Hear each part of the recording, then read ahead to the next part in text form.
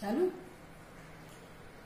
प्यारे बच्चों, आज हम भ्रमर गीत सार में पद संख्या 22 पढ़ेंगे और भ्रमर गीत पर थोड़ा सा और चर्चा करेंगे। हिंदी साहित्य में भ्रमर गीत सूरसागर का सूरदास जी द्वारा रचित एक विशेष प्रसंग है और इस प्रसंग में बार बार गोपिकाओं का उद्धव जी से संवाद होता है, तर्क होता है। गोपिकाएं अपने अकाट्य तर्क से उद्धव जी को निरुत्तर कर देती हैं और उनका यही कहना है कि आपका ये जो निर्गुण ब्रह्म है इसका हमारे लिए कोई महत्व नहीं है।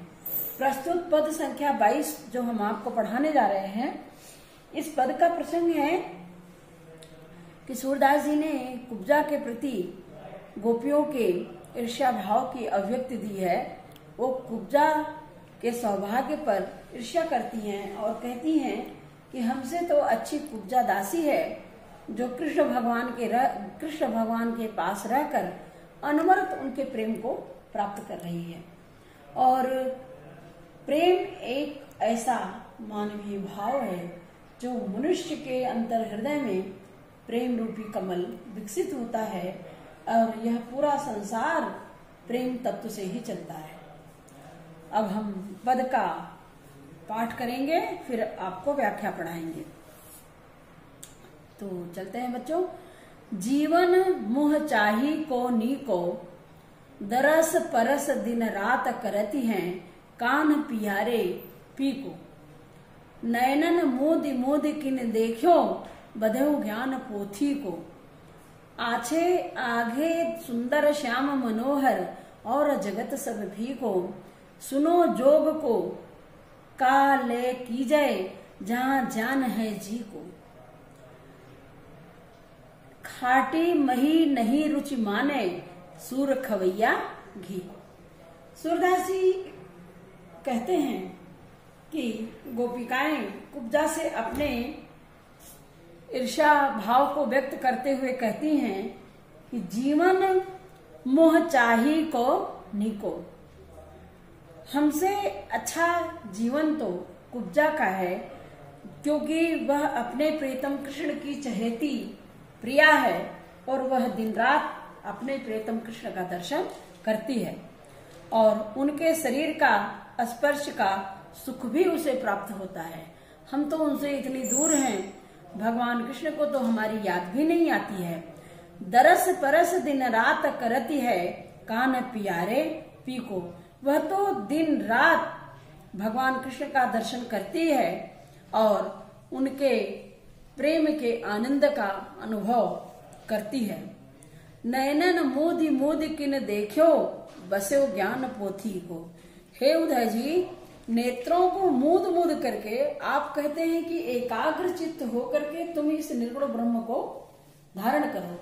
आपका यह योग माया जिसे हम अपने बंद नेत्रों से ध्यान करने का प्रयास करते हैं तो हमारे बंद नेत्रों में नहीं आता है। क्यों?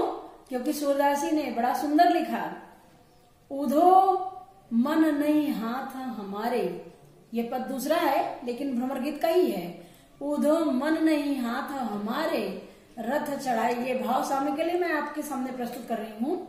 उधो मन नहीं हाथ हमारे, रथ चढ़ाई हरिशंक ले गए, मथुरा जमही सिधारे। हमारा मन हमारे बस में नहीं है। और क्यों? क्योंकि भगवान श्री कृष्ण जब यहाँ से मथुरा जाने लगे थे तो हमारे मन को भी अपने साथ लेते गए थे। तो हम किस मन से तुम्हारे इस निर्गुण ब्रह्म की उपासना करें? जब हमारा मन, हमारी वाणी, कर्म, आत्मा सब भगवान श्री कृष्ण के अधीन हैं तो हम तुम्हारे इस निर्गुण ब्रह्म को धारण करने में असमर्थ हैं। नयनन मोद मोद किन देखो, बधेओ ज्ञान पोथी को। आपका ये निर्गुण ब्रह्म जो है, जिसे आप कहते हैं कि नेत्र बंद करके उसका ध्यान करो, तो ये तो बधी हुई किताब की पुस्तक के ज्ञान के समान है। जैसे पुस्तक में कोई किताब लिखा रहता है, उसको पढ़ लेते हैं लेकिन उसके बाद उससे किसी आनंद की प्राप्ति नहीं होती।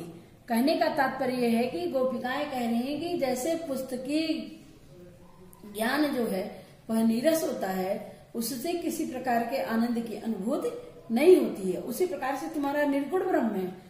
ये तो किताब उसकी लेके आए हो और तुम उसी की कथा बांच रहे हो। हम तुम्हारे निर्गुण ब्रह्म को नहीं धारण करेंगे। क्यों?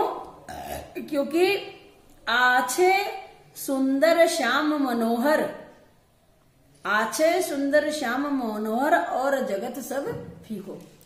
गोपिकाएं उद्धव जी को चुनौती देते हुए बड़े ही गांभीर्य और वैदुष्यपूर्ण वाणी में कहती हैं कि हे उद्धव जी, इस पूरे विश्व में, पूरे संसार में आछे सुंदर श्याम मनोहर और जगत सब फीको। इस संपूर्ण ब्रह्मांड में अगर कोई सुंदर है, अगर कोई गुण वाला है, राशि वाला है, सौंदर्य वाला है, मोक्ष प्रदान करने वाला है, तो वह परब्रह्म परम पिता परमेश्वर भगवान श्री कृष्ण हैं। और ऐसे पर ब्रह्म को छोड़ करके हम तुम्हारे इस निर्गुण ब्रह्म को धारण नहीं करेंगे। उनके बिना यह पूरा संसार हमको फीका लगता है। सुनो जोग को कालय कीजय। गोपिकाएं उद्धव जी से कहती हैं कि हे उद्धव जी सुनिए, कान खोल करके सुन लीजिए। सुनो जोग को कालय कीजय। तुम्हारे इस निर्गुण ब्रह्म को लेकर के हम क्या करेंगे? हमारे लिए इसका कोई अर्थ नहीं है, हमारे लिए अनुपयोगी है। यहाँ ज्ञान है जी को, ज्ञान माने बच्चों जंजाल। तो गोपिकाएं उद्धव जी से कहती हैं कि आपका ये जो निर्गुण ब्रह्म है ये जी का जंजाल है, तो हम अपने जी को जंजाल में नहीं डालेंगे। हम आपके निर्गुण ब्रह्म को किसी भी स्थिति में स्वीकार नहीं करेंगे। ये ज्ञान की गठरी लेकर के जो आप यहाँ आए हैं, जहां से आए हैं वहीं चले जाइए। सुनो जोग को कालय कीजिए, यहाँ ज्ञान है जी को। ये तुम्हारा निर्गुण ब्रह्म बेकार है, इसमें कोई तत्व नहीं है। इसलिए जहां से ये ज्ञान की गठरी लेके आए हो उद्धव, इसको बांधो और लेकर के जाओ। खाटी मही नहीं रुचे। खाटी माने खट्टी और मही माने दही। खाटी मही नहीं रुचे माने सूर खवैया घी को। महाकवि, भक्तिकाल के महाकवि वैदुष्य कवि सूरदास जी कहते हैं कि गोपिकाएं उद्धव जी को निरुत्तर करते हुए कहती हैं कि हे उद्धव जी, जो शुद्ध देसी घी गाय का खाने वाला है वो खट्टी दही को क्यों खाएगा? यहाँ पर बच्चों रूपक अलंकार है। रूपक अलंकार इसलिए है कि शुद्ध घी से तात्पर्य यहाँ पर सगुण ब्रह्म अर्थात भगवान श्री कृष्ण से है, और खट्टी दही से तात्पर्य यहाँ पर निर्गुण ब्रह्म उद्धव जी के योग माया से है। इसलिए इन पंक्तियों में रूपक अलंकार है। इस प्रकार गोपिकाएं उद्धव जी को अपनी गंभीर बातों से निरुत्तर कर देती हैं और कहती हैं कि आपके इस उपदेशों का हमारे ऊपर कोई प्रभाव नहीं पड़ेगा। हम किसी भी स्थिति में कृष्ण के प्रति अपने प्रेम के भाव को अलग नहीं कर सकती, त्याग नहीं कर सकती। तुम्हारी यह योग साधना की बातें हमें नीरस लगती हैं। हम तो कृष्ण के प्रेमामृत को पान करने वाली गोपिकाएं हैं। एक जन्म क्या, हम अपना 1000 जन्म उनके प्रेम के लिए न्यौछावर करते हैं, समर्पण करते हैं उद्धव जी। और आपसे हाथ जोड़कर विनती कर रहे हैं कि यह ज्ञान की गठरी लेकर आप यहाँ से चले जाइए।